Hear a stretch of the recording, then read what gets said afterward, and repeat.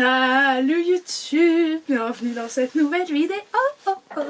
Aujourd'hui je suis excitée, aujourd'hui j'ai décidé de mourir. Vous connaissez mon état de fatigue, vous l'avez vu dans les vlogs quand je rentre d'une journée de travail à Paris. C'est le cas. Il faut forcément que ma Feriloot arrive le jour où je travaille à Paris. Une journée par semaine, faut que ce soit ce jour-là, sachant que je ne peux pas dormir dans la même pièce qu'une Feriloot non ouverte. C'est qui fait ça? Qui fait ça? Et 45 €, hein, crois-moi, crois-moi, quand elle arrive t'as envie de l'ouvrir. Surtout qu'en fait j'ai vu sur le compte de Feriloot énormément de gens qui l'avaient reçu du coup en Angleterre et tout ça, et ils étaient tous là en mode mais c'est la meilleure que j'ai jamais eue, elle est incroyable et tout. Donc je suis tellement excitée. Et je pense, j'ai un très bon pressentiment, mais vraiment genre un bon pressentiment. Je pense que je vais adorer le livre. J'aimerais tellement que ce soit une sortie que j'ai déjà vue et que j'attends déjà entre guillemets, et j'ai un très bon pressentiment pour tous les items et tout. Et en général quand j'ai ce sentiment là je me trompe rarement, voilà.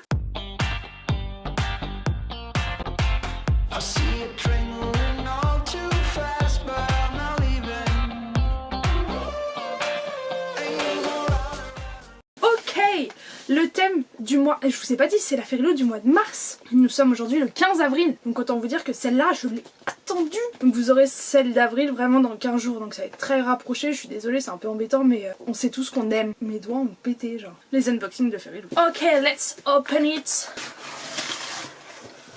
Chou. Oh. Elle est vraiment bien remplie, elle est plus lourde que d'habitude, est-ce que je l'ai déjà dit? Je sais pas. En fait ce que vous savez pas c'est que j'ai voulu boire un peu d'eau avant de commencer cette vidéo et j'ai avalé de travers. Je suis à deux doigts de m'étouffer. A few moments later. En premier on a donc la petite spoiler card qu'on a à chaque fois, donc je ne regarde pas.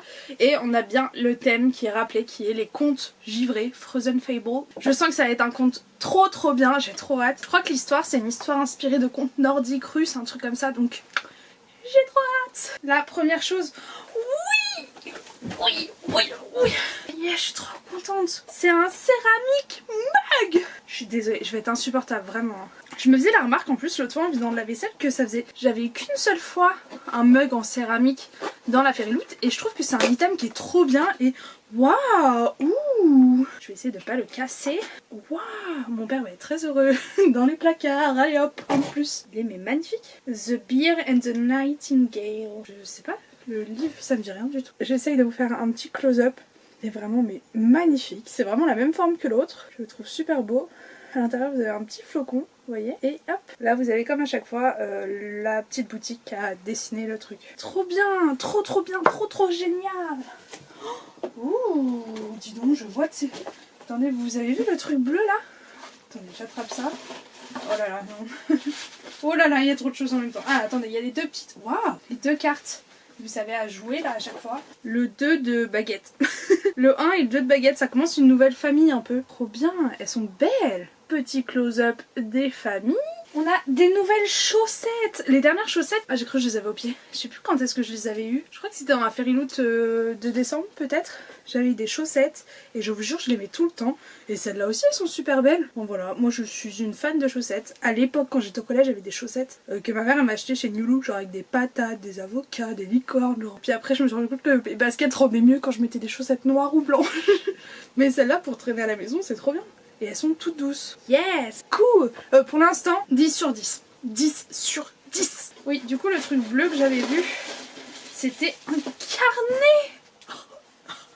Je pleure. Les gars, waouh, et c'est un carnet sans, genre juste en feuille blanche, c'est cool ça. C'est un où vous avez, il est beau, il est magnifique. Ça fait très La Belle et la Bête, vous savez, la rose là qui est sous la cloche. Et derrière vous avez, je sais pas si vous allez réussir à voir, voilà, je vous laisse mettre pause et ça fait des reflets mais magnifiques.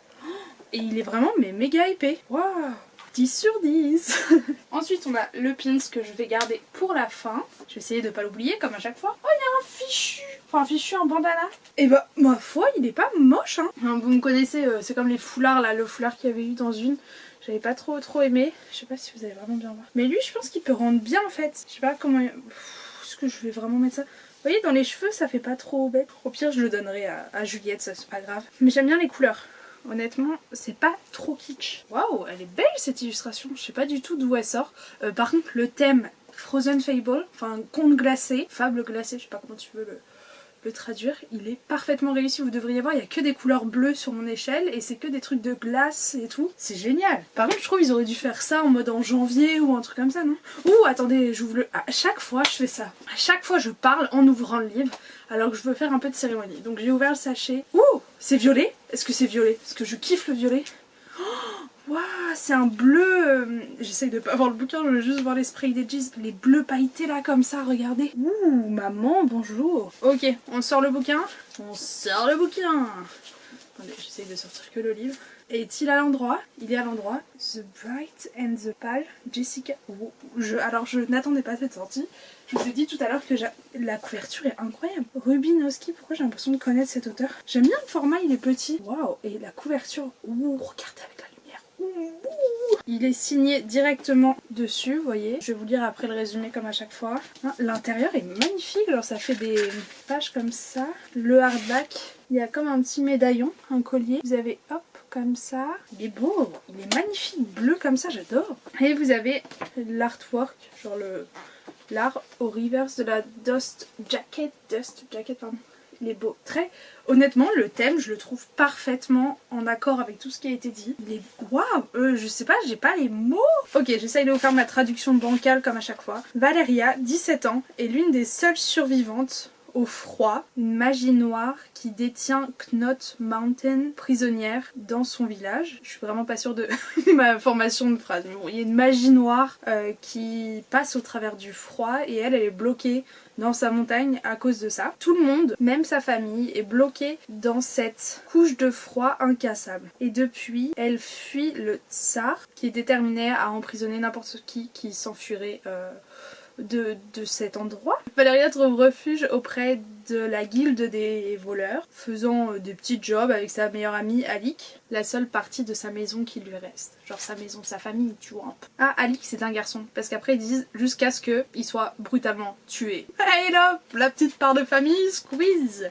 Une année plus tard, elle découvre que Alik est en vie et qu'il est retenu contre son gré. Afin d'acheter sa liberté, elle doit diriger un groupe de, on va dire, de malotrues, quoi, et de voleurs dans une expédition périlleuse au sein de la montagne qui lui a volé sa famille. Seulement, à ce moment-là, quelque chose de sinistre survit au sein de cette montagne. Et il a attendu des années pour être relâché et à chaque fois, je suis obligée de faire un petit popopo dans les résumés. Oh les... Punaise, cette couverture, vraiment, je m'en remets pas. Inspirée par le folklore russe, l'épique fantasy de Jessica Rubinowski est un premier tome et c'est un page-turner avec de la romance, de la tragédie, de la magie et des monstres qui resteront avec vous jusqu'à la very fin, jusqu'à the very end, jusqu'à la fin des fins. Oh là là, ça me fait un peu peur. Hein. Et il y a Amy Ewing, celle qui a écrit Le Joyau que j'ai adoré. Elle a dit ce livre est une aventure action-packed avec beaucoup d'action de temps, dans un monde avec beaucoup de détails, où vous ne savez jamais vraiment qui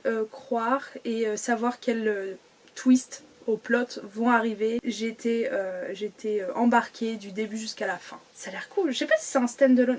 Cette couverture, je ne m'en remets pas. Vraiment, je sais pas si vous voyez, j'adore. Ok. Il y a les petites cartes, vous savez, des auteurs. Hop là, le petit marque-page comme à chaque fois. Vous avez le Ferris Scoop, là, vous avez l'interview de l'auteur. Le mois prochain, ce sera Hidden Identities. Et je pense que j'ai deviné le livre que c'était, parce que j'ai regardé les sorties.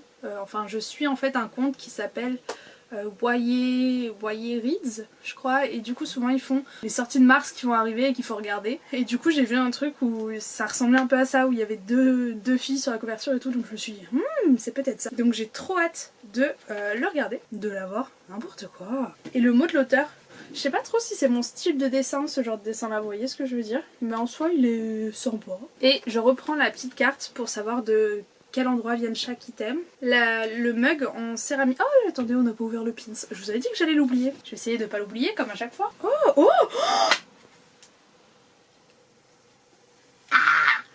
je meurs. Mais non. Vous savez que j'ai acheté un nouveau téléphone récemment. Je laisse mon temps quand je suspense. Et en gros, avant, sur mon ancien téléphone, j'avais les trucs avec les rings. Vous savez, vous passez le doigt dedans. Parce que quand je vais à Paris, j'ai toujours peur de me faire voler mon téléphone dans le métro. Et j'essaye d'en racheter un depuis quelques temps. Sauf qu'en fait, ce qui me saoule, c'est que je les trouve tous super chers. En mode mettre 11 € dans un tout petit truc en plastique, ça me fait chier. Et là, tada.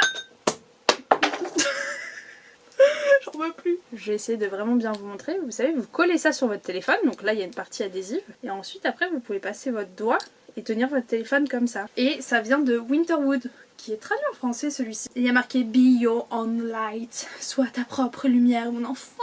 Ok, ah ça je suis trop contente. Je vais quand même vous parler en face, je suis super contente. Donc je disais, le mug en céramique, que j'ai failli glisser de mes mains il y a 2 secondes, vient de la trilogie Winter Night. Je vous avoue que je ne sais pas. Je vous mettrai sinon les couvertures là.